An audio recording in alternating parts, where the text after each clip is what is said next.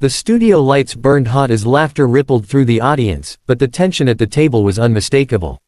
From the moment Eddie Murphy walked out to thunderous applause, something felt off. The crowd was buzzing, expecting nostalgia, jokes about old stand-up days, playful banter. Eddie delivered that at first, sliding into his chair with effortless charm, smiling as if the room belonged to him. Joy Behar welcomed him with her usual sharp warmth, tossing out a quick quip that earned a polite laugh. On the surface, everything was smooth, rehearsed, safe. But beneath it, there was a current running fast and dangerous. The conversation drifted from Eddie's latest project to comedy's changing boundaries. Eddie spoke calmly, his voice steady, almost reflective. He talked about how humor used to be fearless, how comedians once pushed buttons because that was the job. Joy leaned forward, nodding at first, but her eyes narrowed just slightly. When she jumped in, her tone was playful but pointed, suggesting that times had changed for good reason, that responsibility now mattered more than shock value. The audience murmured in agreement, sensing a familiar debate. Eddie smiled, but it didn't quite reach his eyes. He replied with a joke, light enough on the surface but laced with meaning. The laugh was loud, then awkwardly uneven.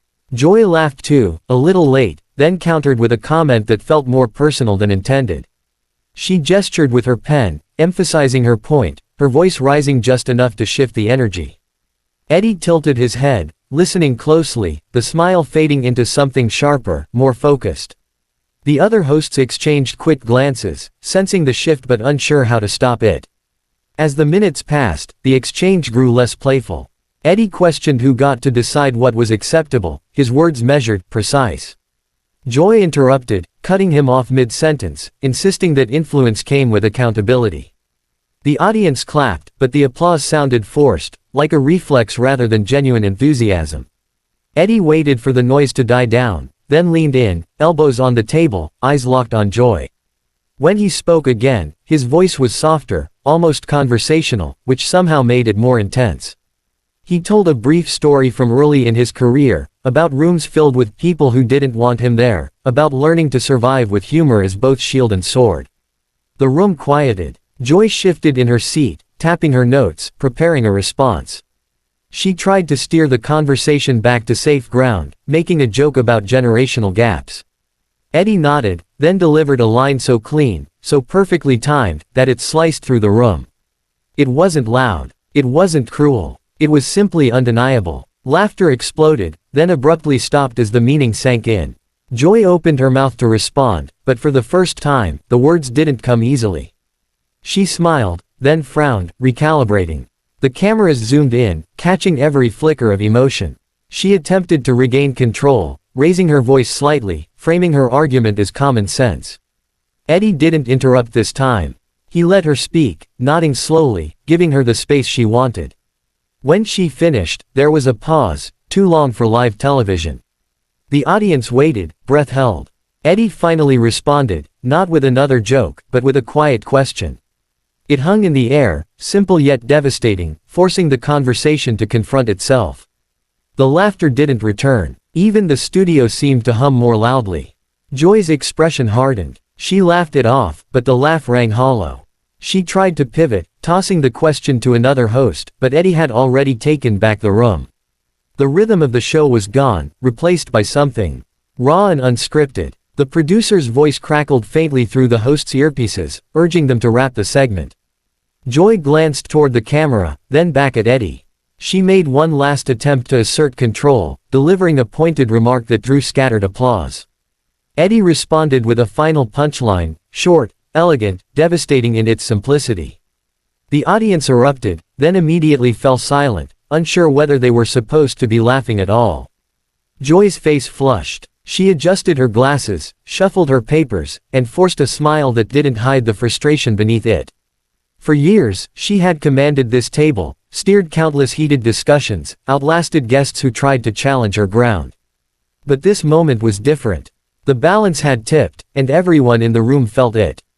The director called for a commercial break, the music swelling abruptly as the cameras pulled back. As the applause sign flickered on, Joy remained seated for a heartbeat too long, staring straight ahead. Eddie leaned back, exhaling slowly, as if releasing tension he'd been carrying all morning. The other hosts sat frozen, caught between professionalism and shock.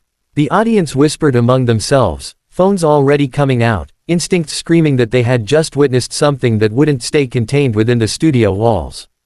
Joy finally stood, smoothing her jacket, her movements precise and controlled. She didn't look at Eddie as she stepped away from the table.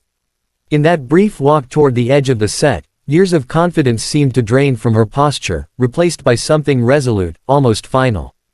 The cameras cut away, but the moment lingered, heavy and irreversible, hanging in the air as the show went to break and part one of the clash etched itself into television history. The hallway outside the studio felt colder than the brightly lit set, the sudden quiet ringing in Joy Behar's ears. Her heels echoed against the polished floor as a production assistant hurried after her, whispering her name, asking her to wait, to talk, to breathe. Joy lifted a hand without turning around. She had spent decades speaking over noise, commanding rooms, controlling conversations. Right now, silence was the only thing she wanted. Behind the closed doors, the muffled theme music of the show swelled and faded, a reminder that the machine kept moving even when one of its longest-running voices stepped away. Inside the studio, Eddie Murphy remained seated as the cameras went dark. A producer leaned in, murmuring apologies, assurances, damage control. Eddie nodded politely, but his expression was unreadable. He hadn't come to make headlines or enemies. He'd come to talk, to joke, to reflect. Yet he could feel it too, that line had been crossed, not by cruelty, but by truth spoken too cleanly to ignore. One of the hosts tried to lighten the mood, cracking a joke that landed flat. The laughter sign flickered on again, obedient and desperate, and the show limped forward without Joy's familiar presence. Back in her dressing room, Joy closed the door and leaned against it, exhaling sharply. Her hands trembled just enough to betray her composure. She stared at her reflection in the mirror, searching for the woman who had built a career on sharp words and sharper instincts. What unsettled her wasn't Eddie's wit, it was the realization that, for the first time in years, the audience hadn't been on her side. Not fully. The silence after his final line replayed in her mind, louder than any argument. She sank into the chair, the weight of the moment pressing down hard. Her phone buzzed relentlessly on the counter. Messages from producers, from friends, from people she hadn't heard from in years.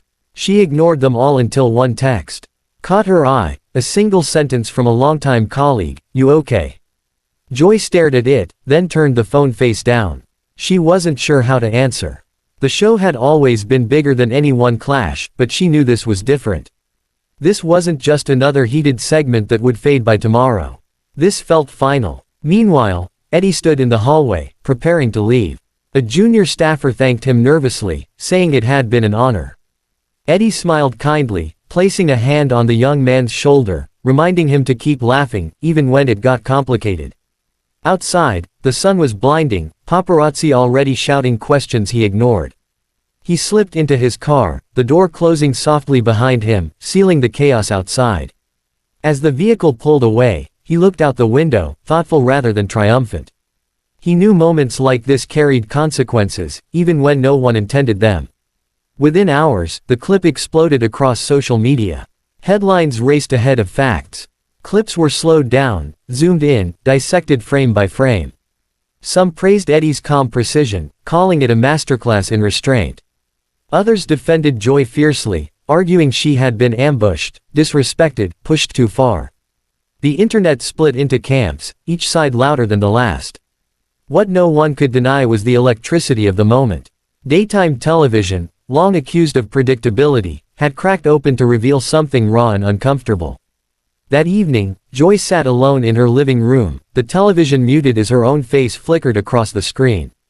Pundits debated her future as if she weren't watching, as if she weren't listening. She wrapped a blanket around her shoulders, more out of habit than cold, and let the commentary wash over her. She thought about the years she'd spent at that table, the battles fought, the laughter shared, the lines crossed and uncrossed again. She had never backed down from a fight, but this didn't feel like a fight anymore. It felt like an ending. The next morning, the network requested a meeting. Joy arrived early, dressed impeccably, every inch the professional. The executives spoke carefully, choosing words like pause, reflection, space. Joy listened, nodding, absorbing it all.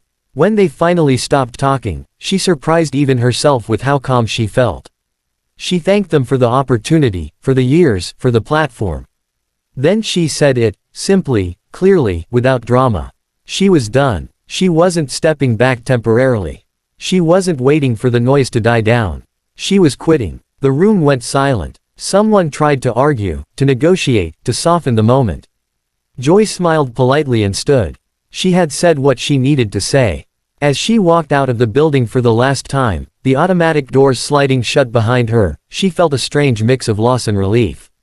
For the first time in decades, her days would not revolve around that table, those cameras, that constant tension. Whatever came next would be hers alone. News of her departure broke within minutes. Shock rippled through the industry. Statements poured in, some heartfelt, some carefully neutral.